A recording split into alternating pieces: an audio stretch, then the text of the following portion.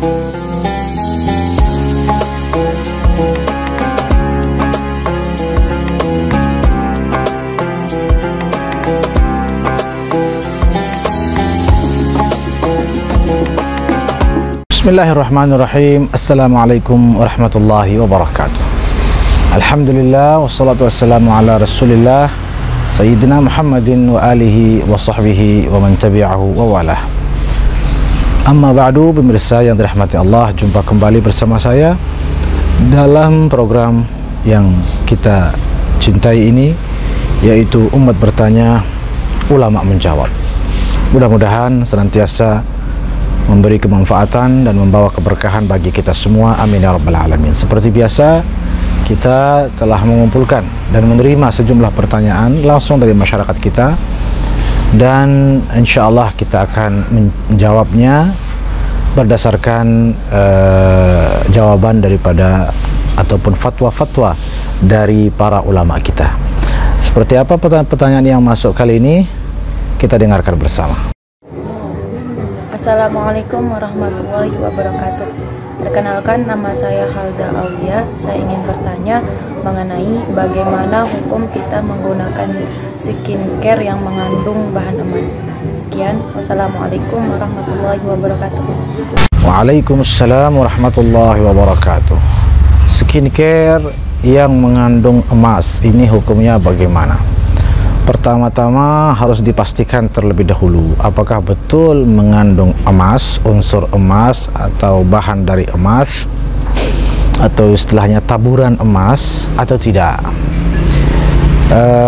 Karena ya sekarang banyak sekali produk-produk yang hanya tipu-tipu ya. Bisa kita lihat dari harganya. Yang namanya emas ini kan sesuatu yang berharga dan sangat mahal. Jika memang mengandung emas tapi ternyata harganya sama seperti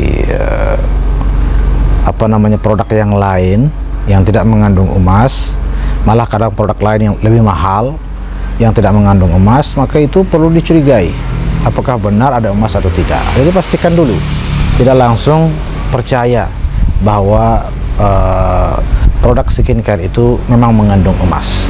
Itu yang pertama. Yang kedua, jika memang sudah dipastikan mengandung emas, maka harus diketahui bahwa dalam jual beli emas ada aturan tersendiri dalam syariat Islam ketika bertransaksi. Jadi dia punya peraturan yang tidak sama dengan peraturan jual beli barang-barang yang lain. Ya, antara lain seperti harus kontan, tidak boleh kredit dan lain sebagainya lah. Walaupun memang ada perbincangan ulama di situ, tapi yang jelas pastikan terlebih dahulu, dan jika dipastikan maka harus diketahui seberapa banyak, dan kemudian harus dijaga betul peraturan-peraturan yang berlaku dalam bertransaksi emas. Itu yang kedua.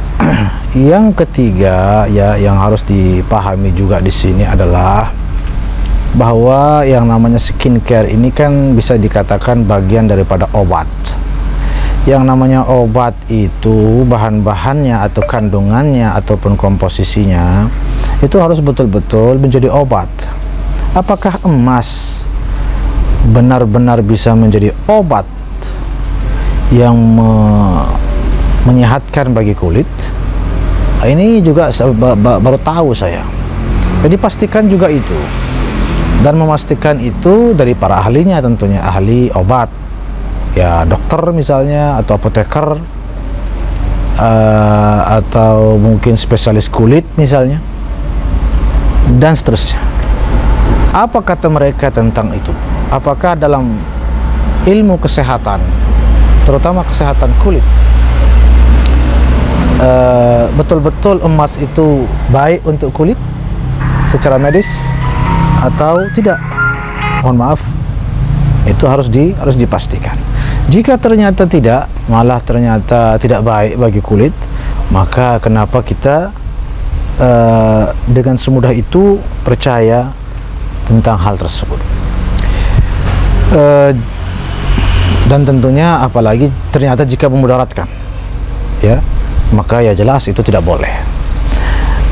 Nah, kemudian apabila ternyata ya memang bisa menjadi obat, bisa bermanfaat bagi kulit dan seterusnya, dan dipastikan ada emasnya dan tidak berbahaya, maka apa hukumnya jika dipakai? Ya tentunya yang namanya emas, ya, itu hanya boleh bagi kaum wanita saja. Laki-laki tentunya tidak boleh.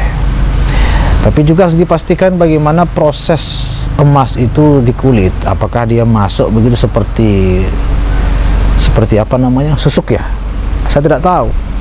Ya semua itu harus dikaji betul. Ya, harus dikaji betul. Yang jelas kembalikan kepada para ahlinya di sini, para dokter, spesialis kulit.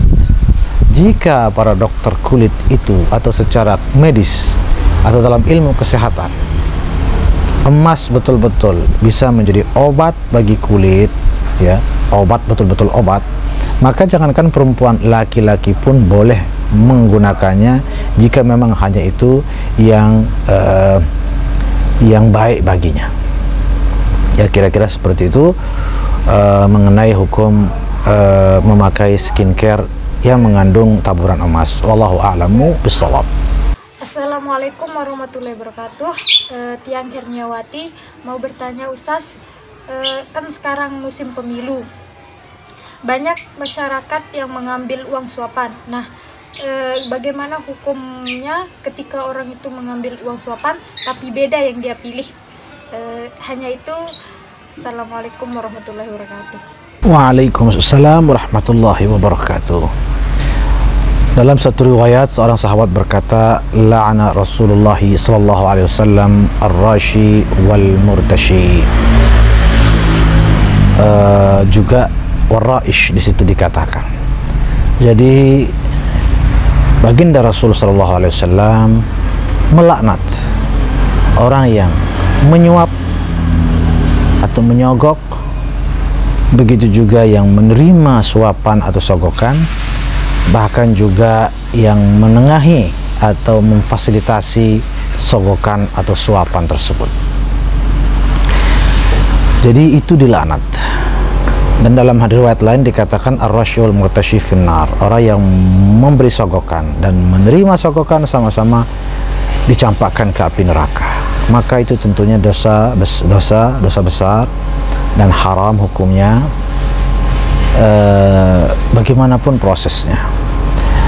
So, rishwah itu adalah sesuatu atau seseorang, mohon maaf, mengeluarkan hartanya atau materi apapun miliknya kepada orang lain dengan maksud mempengaruhi keputusan orang tersebut, yang mana kemudian keputusan yang dipengaruhinya itu merugikan pihak-pihak yang lain.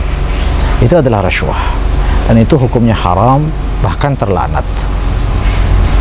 Maka begitu juga dalam, bahkan lebih-lebih, ya, jika ada calon legislatif yang mencalonkan diri sebagai anggota DPR, lalu dia mengeluarkan hartanya, membagikan hartanya dengan tujuan dan maksud agar para pemilih terpengaruhi pilihannya sehingga kemudian memilih orang yang memberi uang tersebut. Nah, itu adalah dosa, tidak boleh. Apalagi dapat merugikan calon lain yang mungkin lebih berhak. Selain daripada itu, selain daripada keharamannya, ini harus disadari betul bahwa jika ini dibiarkan, maka akan menodai demokrasi kita di negara tercinta ini. Demokrasi menjadi ternodai, tidak sehat lagi, dan berpeluang memicu terjadinya korupsi, penyalahgunaan kekuasaan, dan praktik-praktik terlarang lainnya. Orang yang melakukan semacam itu sudah menunjukkan bahwa dia orang yang tidak bersih dalam menjalankan, bahkan belum dia menjalankan tugasnya, dia sudah melakukan cara-cara yang dimurkai oleh Allah. Bagaimana nanti setelah dipilih? Maka orang yang seperti itu harus dipertegas, tidak boleh melakukan seperti itu, dan tidak boleh diterima sogokannya, suapannya, karena seperti dikatakan tadi dalam riwayat, Orang yang memberi dan yang menerima sama-sama dicampakkan ke api neraka. Na'udzubillah min dzalik. Nah, pertanyaannya tadi, kalau misalnya diterima tapi tidak dipilih, sama saja. Yang jelas itu uang, sudah jelas maksud keluarnya itu untuk apa, ya. Maka soal memilih justru itu bisa saya katakan itu hukum yang berbeda. Misalnya, saya menerima uang suap dari seorang caleg, ya saya berdosa. Nanti ketika saya memilihnya, tapi saya memilihnya bukan karena suapan tersebut, melainkan misalnya saya melihat memang dia yang terbaik dari semua calon yang ada misalnya, maka bisa jadi saya tetap boleh memilihnya, tetapi tetap berdosa saya menerima uangnya. Kapan saya berdosa memilihnya? Jika saya memilihnya hanya lantaran diberi uang, itu baru berdosa, karena tidak murni kita memilihnya. Nah, jadi memilih atau tidak itu kembali kepada hati nurani kita. Nah, adapun soal menerima uang suap itu, selama kita tahu itu suapan dari orang yang memang niatnya untuk agar dipilih, maka itu tetap berdosa. Jadi kalau dikatakan bagaimana kalau menerima suapannya tapi tidak memilihnya, tetap berdosa menerima suapan itu, karena kita tahu itu adalah sogokan, itu adalah rasuah, maka tetap berdosa kita menerimanya. Karena sekali lagi, la'ana Rasulullah sallallahu alaihi wasallam ar-rashi wal murtashi wal raish. Rasulullah sallallahu alaihi wasallam melaknat orang yang memberi sogokan dan juga yang menerima sogokan. Dia tahu itu sogokan dan suapan. Begitu juga dilaknat orang yang menengahi atau memfasilitasi atau menjadi jalan yang memfasilitasi mereka dalam memberi maupun menerima rasuah tersebut. Semoga Allah melindungi negara tercinta kita ini dari hal-hal yang dimurkai oleh Allah Subhanahu wa taala. Amin ya rabbal alamin. Bismillahirrahmanirrahim. Assalamualaikum warahmatullahi wabarakatuh. Perkenalkan, nama saya Dadiatus Soleha. Mohon maaf sebelumnya Ustaz. Semoga Ustaz tetap sehat selalu, panjang umur, tetap dalam lindungan Allah Subhanahu wa taala. Nah, di sini yang mau bertanya Ustaz, bagaimana sih bagaimana Islam itu memandang pentingnya peran keluarga dalam pembentukan masyarakat yang baik? Nah, mohon penjelasannya Ustaz. Sekian dari saya. Assalamualaikum warahmatullahi wabarakatuh. Waalaikumsalam warahmatullahi wabarakatuh. Terima kasih atas pertanyaan dan doanya. Mudah-mudahan juga kesehatan menyertai kita semua. Amin ya rabbal alamin. Mengenai peran keluarga dalam bermasyarakat yang baik, tentu jelas sangat penting perannya, bahkan bermula dari keluarga. Karena begini, apa yang menjadi perilaku seseorang di luar, itu yang menentukannya adalah bagaimana dia terdidik di dalam rumahnya, di dalam keluarganya. Jika dia dididik dengan baik, jika dia berada di tengah-tengah keluarga yang berakhlakul karimah, maka otomatis di luar dia pun berakhlakul karimah. Sebaliknya, jika sebuah keluarga itu tidak dibina dengan baik, ya, tidak ada pendidikan spiritual yang baik, pendidikan akhlak yang baik, apalagi ada permasalahan-permasalahan yang kemudian membuat anak terlantar misalnya, atau tidak diperhatikan sekolahnya, pendidikan agamanya terutama tidak dijaga dengan baik oleh keluarga, tidak menjadi perhatian keluarga, maka jelas akan berdampak ketika dia bermasyarakat.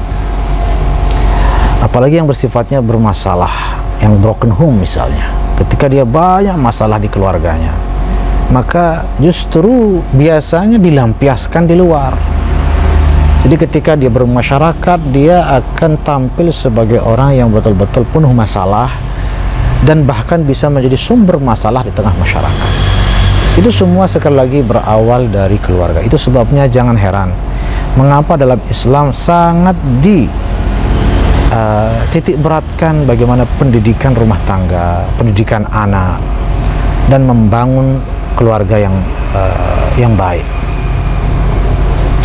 Bahkan dikatakan, diajarkan oleh Nabi bagaimana suami terhadap istri, istri terhadap suami, orang tua terhadap anak, ya, bagaimana menerima tamu, memuliakan tamu, bagaimana termasuk waktu tidur.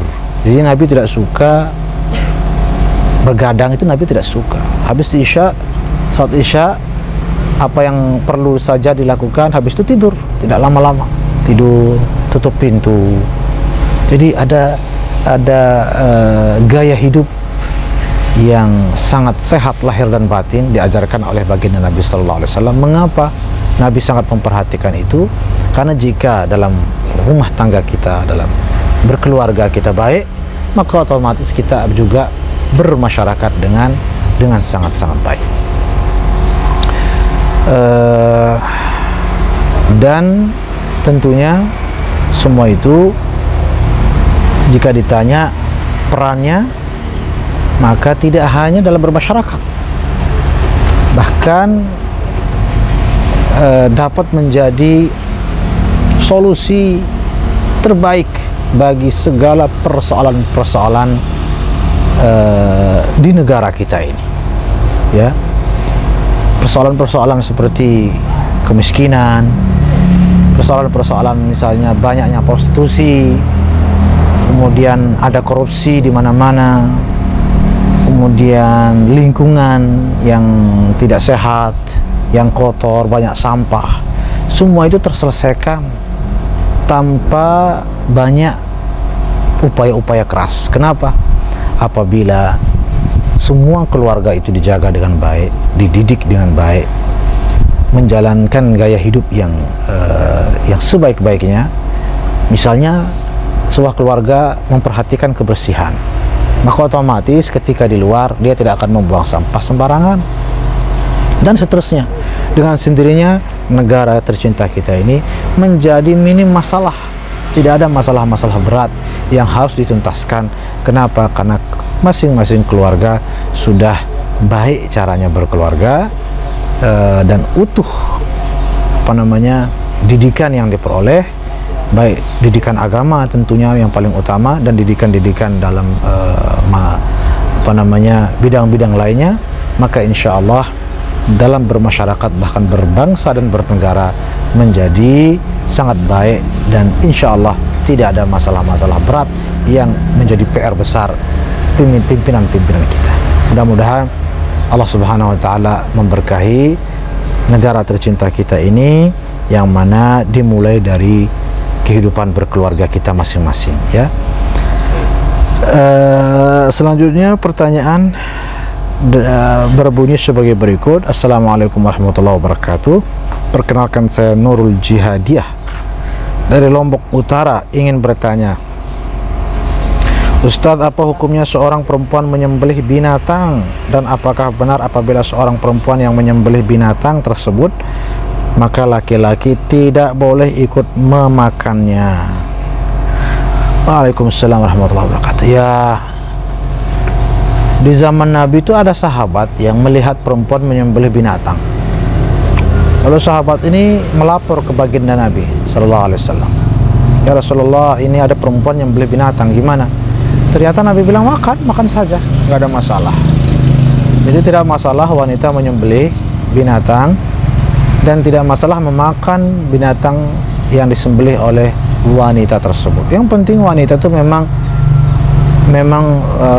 mampu melakukan itu, apalagi pandai melakukannya dan menjaga adab-adabnya, menyebut nama Allah dan seterusnya, maka itu halal, boleh-boleh saja. Makanannya pun halal dimakan oleh laki-laki dan siapa saja. Hanya saja dalam beberapa penjelasan ulama, yaitu kalau tidak salah ini terkait dengan hewan kurban. Kalau hewan kurban itu dianjurkan laki-laki, tapi tetap boleh jika perempuan yang melakukannya, boleh, tapi tetap anjurannya lebih menonjol terhadap laki-laki. Kalau tidak salah ada pendapat yang mengatakan dalam mazhab Syafi'i makruh perempuan yang menyembelih hewan kurban. Tetapi walaupun makruh, tetap jika itu terjadi maka tetap halal dimakan dagingnya tersebut. Ya, kira-kira seperti itu. Mudah-mudahan bermanfaat. Wallahu a'lam bishawab. Pemirsa yang dirahmati Allah, ada sejumlah pertanyaan yang akan kita baca ataupun kita saksikan setelah jeda berikut ini. Karena itu tetap bersama kami.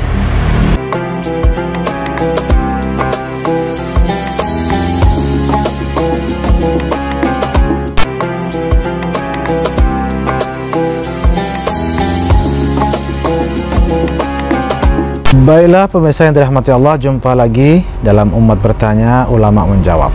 Sudah ada sekitar 4 pertanyaan kita telah jawab pada sebelum jeda, dan insya Allah kita akan lanjutkan beberapa pertanyaan lagi, antara lain dari saudari Muhibbah dari Lombok Tengah. Assalamualaikum Bapak Tuan Guru. Waalaikumsalam warahmatullahi wabarakatuh. Ampura beketuan niki, napi perbedaan antara akikah dengan kurban, mohon penjelasan. Akikah adalah menyembelih hewan sebagai syukur atas nikmat dikaruniakan anak. Itu disunahkan 2 ekor kambing untuk anak laki-laki dan 1 ekor kambing untuk anak perempuan. Disunahkan di hari ke-7 dan juga boleh pada hari-hari yang lain, sekali seumur hidup. Itu namanya akikah. Sedangkan kurban setiap tahun dari tanggal 10 Zulhijjah sampai 13 Zulhijjah, setiap tahunnya itu disunahkan bagi setiap muslim untuk menyembelih hewan kurban, baik itu kambing, sapi ataupun unta. Ya, hanya saja kambing untuk 1 orang. Ya, adapun unta dan sapi 1 ekor boleh untuk 7 orang. Setiap tahun disunahkan. Jadi misalnya saya tahun ini kurban, tahun depan juga kurban, tahun berikutnya kurban, terus-terusnya selama saya mampu tetap disunahkan. Beda dengan akikah. Akikah begitu saya dikaruniakan anak, ya cukup sekali saja saya berakikah seumur hidup untuk anak tersebut sebagai tanda syukur. Itu namanya akikah. Jadi itu nggih perbedaan antara akikah dengan kurban. Selanjutnya pertanyaan, nah ini Bismillahirrahmanirrahim. Assalamualaikum warahmatullahi wabarakatuh. Waalaikumsalam warahmatullahi wabarakatuh. Perkenalkan, saya titisan penghulu alim Kiai Sebar Islam pertama di Lombok. Insyaallah. Ya, salam kenal juga. Ini namanya nggak ada ini. Leluhur saya genrenya menitik beratkan ajaran tasawuf. Bagus. Karena dianggap menyelesaikan konflik sepanjang zaman. Betul. Karena tasawuf itu inti ajarannya adalah kebersihan hati. Yang namanya hati sudah bersih, tentunya jauh dari konflik-konflik. Izin bertanya Tuan Guru, saya punya ilmu tradisi kuno yang namanya nikah batin. Wow. Ilmu itu digunakan kepada kerabat atau orang yang kita kasihi dan ikatan itu sangat kuat. Bagaimanakah hukum nikah batin dalam akidah Aswaja Ahlussunnah wal Jamaah? Apakah boleh atau tidak? Sekian, wassalam. Mohon maaf yang sebesar-besarnya. Di sini hanya dikatakan ada tradisi nikah batin yang dilakukan terhadap kerabat yang dikasihi. Tidak dijelaskan seperti apa sih prosedur, tata cara, peraturan, dan apa yang dilakukan, syarat-syarat, rukun-rukun, dan segala sesuatunya terkait nikah batin tersebut. Jadi ada kaidah begini ya saudara yang bertanya. Al-hukmu 'ani syai'i far'un an tasawwurihi, atau al-hukmu 'ala syai'i far'un an tasawwurihi. Menghukumi sesuatu harus didasarkan pada bagaimana menggambarkan sesuatu itu. Harus digambarkan dengan detail dan jelas, baru kemudian mulai dihukumi apakah boleh atau tidak. Seperti apa dulu itu yang dihukumi? Digambarkan, dideskripsikan sejelas mungkin. Nikah batin saya belum menemukan deskripsi yang jelas. Yang bertanya juga tidak merincikan nikah batin itu seperti apa modelnya, seperti apa bentuknya, seperti apa yang dilakukan, dan seterusnya. Tujuannya juga apa, dan seterusnya. Setelah digambarkan dan dijelaskan, baru insya Allah kita akan mencoba menghukuminya. Nah, kalau saya bersandar pada apa yang saya tahu, atau saya nanya kepada orang seperti apa nikah batin, kan belum tentu seperti itu yang dimaksud oleh penanya. Jadi supaya tidak kemudian salah dalam arti menyinggung perasaan yang bertanya, misalnya saya mengatakan tidak boleh, lalu saya mengatakan tinggalkan, lalu Anda tersinggung, padahal saya bilang tidak boleh karena saya tahunya nikah batin itu misalnya bagaimana. Jadi ini penting kaidah untuk dipahami, bahwa menghukumi sesuatu harus tuntas dulu bagaimana deskripsi dan gambarannya. Karena saya sendiri sejujurnya tidak banyak tahu tentang nikah batin ini, maka mohon maaf saya tidak bisa menghukuminya. Ala kulli hal, dalam hadis Nabi mengatakan al halalu bayyin wal haramu bayyin. Yang halal sudah jelas, yang haram sudah jelas. Lihat, ini hanya mungkin kunci sederhana. Lihat bagaimana prosesnya. Apakah ada perbuatan haram yang terjadi, yang dilakukan, atau tidak, atau tujuan-tujuan yang haram. Jika ada, ya jelas tentunya haram. Tapi jika tidak ada, maka insya Allah tidak haram, dan ditinjau ulang kembali seperti apa sebetulnya dibalik tradisi tersebut. Hanya saja, mohon maaf juga tambahan, selama saya mengkaji ilmu tasawuf, jujur belum ada saya temukan nikah batin ini. Jadi mungkin itu sebuah tradisi yang sebetulnya di luar daripada disiplin ilmu tasawuf yang diwariskan oleh Al-Imam Al-Junaid, Al-Imam Al-Ghazali, ya, dan Syekh Abdul Hasan Asy-Syadzili, Syekh Abdul Qadir Jilani, dan lain-lain. Karena selama kita mengkaji tasawuf beliau-beliau ini, belum saya menemukan apa yang namanya nikah batin. Jadi mohon maaf jika dikirim ulang penjelasannya, nanti insya Allah kita akan menjawabnya lagi. Ya, demikian ya. Selanjutnya dari saudara Rahman SPD, ini di akun TikTok saya ya. Dia mengirim pertanyaan berbunyi sebagai berikut. Assalamualaikum Pak Tuan Guru. Waalaikumsalam warahmatullahi wabarakatuh. Saya mau tanya, apa hukumnya seseorang istri minta cerai sedangkan nafkah sudah terpenuhi, bahkan lebih dari cukup? Auzubillah. Dalam sebuah hadis cukup jelas Nabi SAW mengecam seorang wanita yang meminta cerai dari suaminya tanpa alasan yang syar'i, tanpa alasan yang jelas, ya. Maka kata Nabi, dia tidak akan kelak tidak akan mencium aroma surga. Bau surga saja dia tidak akan menciumnya, apalagi mendekati, lebih-lebih memasukinya. Itu hanya meminta cerai, tapi yang tanpa alasan yang syar'i. Tapi kalau dia terzalimi, dia tidak pernah dinafkahi, dia barangkali ya disakiti terus, ya, dan seterusnya lah. Jika ada alasan-alasan yang syar'i, atau misalnya suaminya tidak pernah melakukan kewajiban, tidak pernah sholat dan lain sebagainya, itu lalu dia minta cerai atas dasar itu, maka dia tidak termasuk dalam ancaman hadis Rasulullah SAW yang tadi saya bacakan.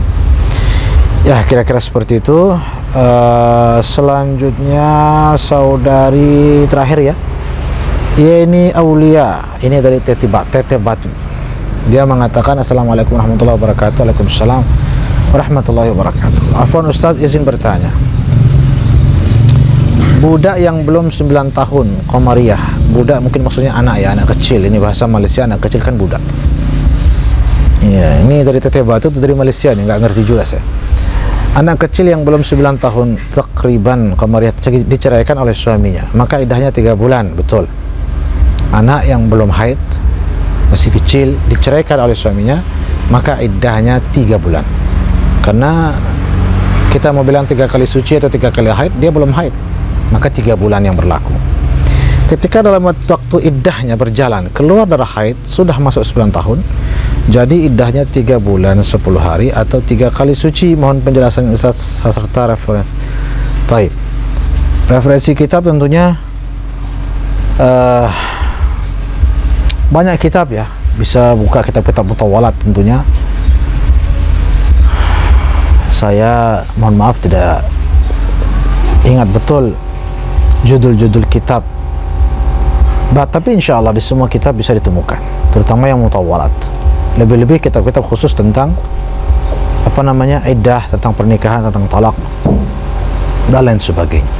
Tapi seingat saya ini sudah umum, kita kaji dulu, bahkan kita konsultasikan. Saya pernah tanya juga kepada para masyayikh, guru-guru kita, antara lain Tuan Guru Salimul Jihad dan yang lainnya. Itu memang ketika keluar darah haid maka berubah masa iddahnya menjadi 3 kali suci. Apa demikian? Karena darahnya keluar di masa iddahnya, maka masa iddahnya 3 bulan. Hanya saja ketika keluar darah haid di saat masa iddah itu berjalan maka berubah menjadi 3 kali suci. Ya, kira-kira seperti itu ya saudari Yeni Aulia. Mudah-mudahan Allah Subhanahu wa taala memberkahi kita semua dan melindungi kita dari segala murkanya serta melimpahkan rahmatnya kepada kita semua. Amin ya Allah ya rabbal alamin. Pemirsa yang dirahmati Allah, untuk episode kali ini kita cukupkan. Ada banyak pertanyaan lagi, insya Allah kita akan simak bersama dan kita jawab pada episode yang akan datang. Dan tetap selalu kami nantikan kiriman video-video pertanyaannya langsung saja ke nomor yang tertera di bawah ini. Saksikan terus Umat Bertanya, Ulama Menjawab hanya di Selaparang TV. Wassalamualaikum warahmatullahi wabarakatuh.